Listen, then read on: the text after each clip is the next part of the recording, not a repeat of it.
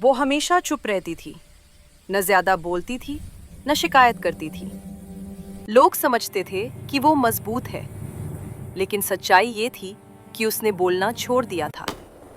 सुबह आंख खुलते ही वही रोज का सिलसिला, चुपचाप उठना, नाश्ता बनाना, घर के काम करना और सबके चेहरे पर मुस्कान बनाए रखने की कोशिश। कभी किसी ने ये नहीं पूछा कि उसके दिल में क्या चल रहा है। शादी को 3 साल हो चुके थे, लेकिन उसके पति के लिए वो अब सिर्फ एक जिम्मेदारी बन चुकी थी। न बात, न अपनापन, सिर्फ हुक्म। हर रात वो खुद से सवाल करती थी, क्या मैं सच में इतनी बेकार हूं? वो बोल सकती थी, लेकिन जब भी बोलने की कोशिश करती, उसे यही सुनने को मिलता, तुम ज्यादा सोचती हो, तुम्हें हर बात का मसला है।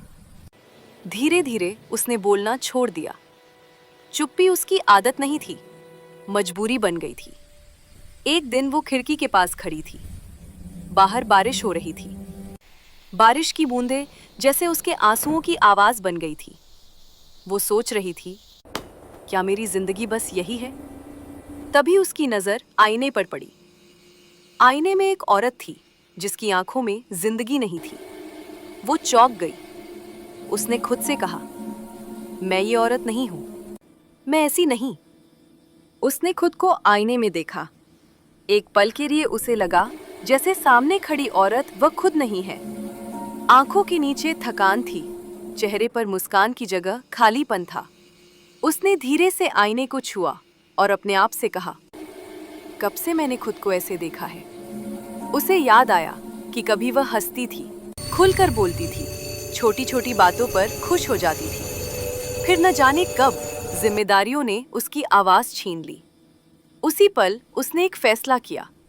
कोई शोर नहीं, कोई शिकायत नहीं, कोई इल्जाम नहीं, बस एक खामोश फैसला। उसने तय किया कि अब वह खुद को नजरअंदाज नहीं करेगी।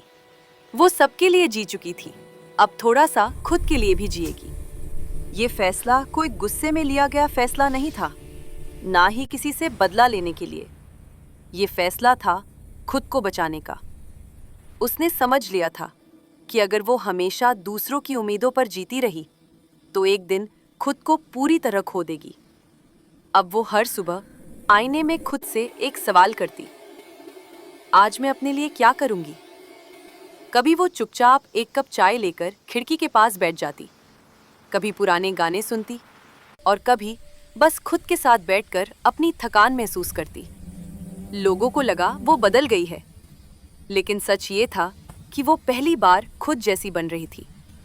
वो अब भी सब निभा रही थी, घर, रिश्ते, जिम्मेदारियां, लेकिन खुद को मिटाकर नहीं।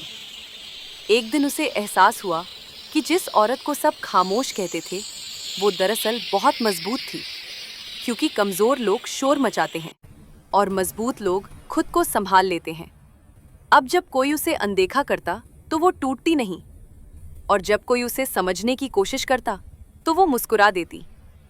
उसकी खामोशी अब दर्द नहीं थी, वो सुकून बन चुकी थी, क्योंकि उसने ये सीख लिया था कि खुद के लिए जीना मतलब किसी को छोड़ना नहीं, बल्कि खुद को पाना है। ये सफर अब शुरू हो रहा था। धीरे धीरे उसने खुद से बातें करना सीख लिया। जो सवाल वो सालों से दबाए बैठी थी, अब उन्हें अनदेखा नहीं करती थी। कभी वो अपनी ही परछाई से पूछती, क्या मैं खुश हूं? और अगर जवाब नहीं होता तो वो खुद को दोष नहीं देती, बल्कि रास्ता बदलने की सोचती। उसने छोटी छोटी खुशियां ढूंढनी शुरू की, सुबह की धूप, खामोश कमरे में बहती हवा और अपने ही मन की आवाज। अब उसे किसी से अपनी तकलीफ साबित करने की जरूरत नहीं थी, क्योंकि वो जान चुकी थी, जो खुद को समझ ले, उसे दुनिया समझे या ना समझे, फर्क नहीं पड़ता। एक दिन उसने फिर आईने में देखा। वही चेहरा था, लेकिन नजरें बदली हुई थीं।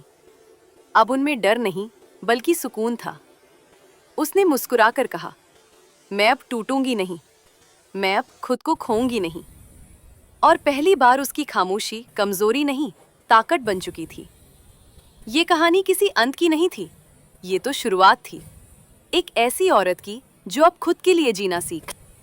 अगला पार्ट देखने के लिए हमारे चैनल को सब्सक्राइब करें, वीडियो को लाइक करें और कमेंट में अपनी राय जरूर बताएं।